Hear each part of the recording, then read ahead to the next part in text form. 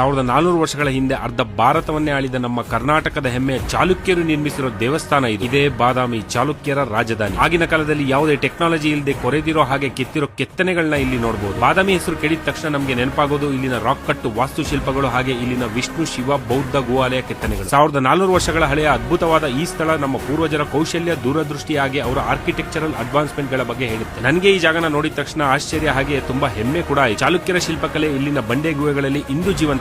ಹಾಗೆ ಇದು ಕೇವಲ ಒಂದು ಇತಿಹಾಸ ಸ್ಥಳ ಅಲ್ಲ, ಇದು ನಮ್ಮ ಪೌರಾಣಿಕತೆ, ಶಿಲ್ಪಕಲೆ ಮತ್ತು ಸಂಸ್ಕೃತಿಯ ಜೀವಂತ ಸಾಕ್ಷಿ. ಈ ಗುಹೆಗಳ ಪಕ್ಕದಲ್ಲಿ ಅಗಸ್ತ್ಯ ಕುಂಡನ ನಿರ್ಮಿಸಿದ್ದಾರೆ. ಇದನ್ನ ಋಷಿ ಅಗಸ್ತ್ಯ ಅವರು ನಿರ್ಮಿಸಿರೋದು ಅಂತ ಹೇಳಲಾಗುತ್ತೆ. ಈ ಕೆರೆಯ ದಡದಲ್ಲಿ ನೆಲೆಯಾಗಿರುವ ಆತ್ಮಗಳ ಅಧಿಪತಿ ಅಂತಾನೆ ಹೆಸರು ಪಡೆದಿರೋ ಭೂತನಾಥ ದೇವಸ್ಥಾನನ ವಿಸಿಟ್ ಮಾಡೋದನ್ನ ಮರಿಬೇಡಿ. ನಿಮ್ ಲಕ್ ಚೆನ್ನಾಗಿದ್ದು ನೀವು ಹೋದಾಗ ಮಳೆ ಏನಾದ್ರೂ ಬಂತು ಅಂದ್ರೆ ನೀವು ಇಲ್ಲಿ ಸುಂದರವಾದ ಅಕ್ಕ ತಂಗಿ ವಾಟರ್ ಫಾಲ್ಸ್ ನ ಕೂಡ ನೋಡಿ ಕಣ್ತುಂಬಬಹುದು. ನೆಕ್ಸ್ಟ್ ಟೈಮ್ ನೀವು ಹಂಪಿನ ವಿಸಿಟ್ ಮಾಡಬೇಕು ಅಂತ ಇದ್ರೆ ಅದ್ರ ಜೊತೆ 1400 ವರ್ಷ ಹಳೆಯ ಇತಿಹಾಸ ಇರೋ ಈ ಬಾದಾಮಿ ಕೇವ್ಸ್ ನ ಕೂಡ ಖಂಡಿತ ವಿಸಿಟ್ ಮಾಡಿ. ಈ ರೀಲ್ ಇಷ್ಟ ಆಗಿದ್ರೆ ಶೇರ್ ಮಾಡಿ, ಹಾಗೆ ಇನ್ನೂ ಈ ತರ ಒಳ್ಳೆ ಕಂಟೆಂಟ್ಸ್ ಬರೋದಿದೆ, ನನ್ನ ಫಾಲೋ ಕೂಡ ಮಾಡ್ಕೊಳ್ಳಿ.